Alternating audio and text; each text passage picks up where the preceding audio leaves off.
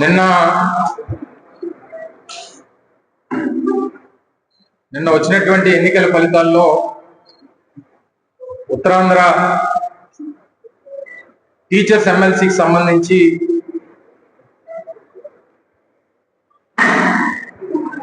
విఘ్నులైనటువంటి ఉపాధ్యాయులు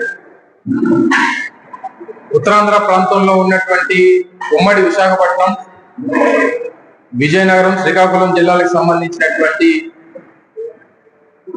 3 జిల్లాలకు చెందినటువంటి టీచర్లు దాదాపు 90% పోలింగ్ జరిగినటువంటి విషయం మీ అందరికీ తెలుసు. తద్వారా పోలైనటువంటి దాదాపు 20,000 మంది ఉపాధ్యాయులు వేసినటువంటి ఓట్లు గాను వచ్చినటువంటి ఎన్నికల ఫలితాన్ని కూడా నిన్న ఈ ప్రాంత ప్రజలందరూ కూడా చూశారు. సరే, ముందు నుంచి మా తాలూకా స్టాండ్, వైఎస్ఆర్ కాంగ్రెస్ పార్టీ తాలూకా స్టాండ్ కానీ,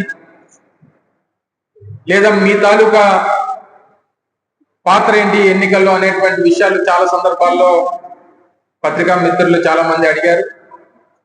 ఈ ఎన్నికలకు కానీ లేదా రాష్ట్రంలో జరుగుతున్నటువంటి ఇతర గ్రాడ్యుయేట్ ఎన్నికలకు సంబంధించి కానీ ఆ ఎన్నికలకి వైఎస్ఆర్ కాంగ్రెస్ పార్టీ దూరంగా ఉంటుంది అనేటువంటి విషయాన్ని చాలా క్లియర్ గా చెప్పాం.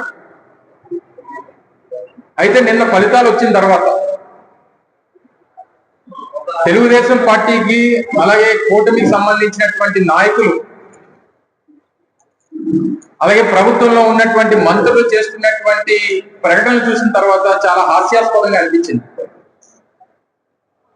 వచ్చినటువంటి ఫలితాన్ని గౌరవించాల్సినటువంటి సందర్భాలు వదిలేసి ఎవరు గెలిస్తే గెలిచినటువంటి వారు మా అభ్యర్థి అని చెప్పుకోవడం అనేటువంటి ఎంతకంటే సిగ్గు చేయడం అనేటువంటి ఇంకోటి ఉండదు. అందులోని ఈరోజు ప్రభుత్వంలో ఉన్నటువంటి సీనియర్ మంత్రిగా ఉన్నటువంటి అచ్చెన్నాయుడు, ఉత్తరాంధ్ర ప్రాంతానికి చెందినటువంటి వ్యక్తి, ఈ ప్రాంతానికి చెందినటువంటి నాయకుడిగా, ఈ ప్రాంతం నుంచి ప్రాతినిధ్యం వహిస్తున్నటువంటి వ్యక్తిగా ఇక్కడ జరిగినటువంటి ఎన్నికల ప్రక్రియలో పూర్తి స్థాయిలో నిన్న ఓటమి పాలైనటువంటి అభ్యర్థికి మద్దతు పలికినటువంటి కూటమి పార్టీ నాయకులు తీరా ఫలితం వచ్చిన తర్వాత నిన్న శ్రీనివాసులు నాయుడు గారు టీచర్స్ ఎమ్మెల్సీగా ఎన్నికైన తర్వాత శ్రీనివాసులు నాయుడు గారి తాలూకు విజయంలో కూటమి పాత్ర ఉంది, కూటమి మలపరిచినటువంటి అభ్యర్థి శ్రీనివాసులు నాయుడు గారు అని చెప్పుకోవడం అనేటువంటిది మరి ఎంతకంటే సిగ్గుచేటి ఇంకోటి ఉంటుందా అని చెప్పని అడుగుతాం.